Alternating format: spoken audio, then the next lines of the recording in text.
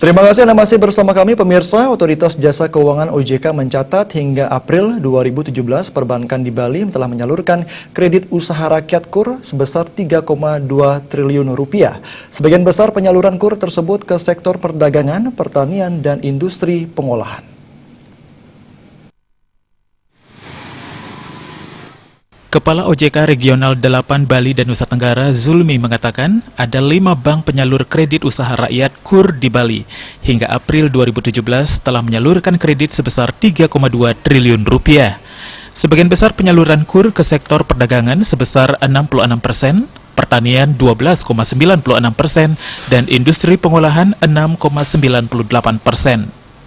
OJK mencatat tingkat kredit bermasalah pada KUR di Bali selama periode Januari hingga April 2017 mencapai 0,53%.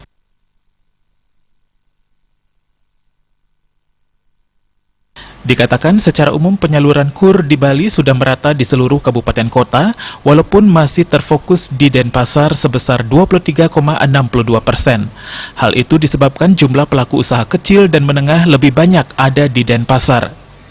Selain pemerataan seluruh daerah, OJK juga mengharapkan penyaluran KUR tepat sasaran, yaitu sektor produktif hulu.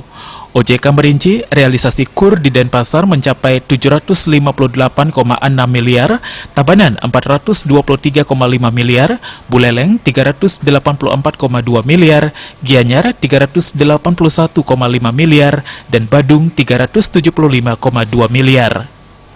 Darmawan, Bali TV.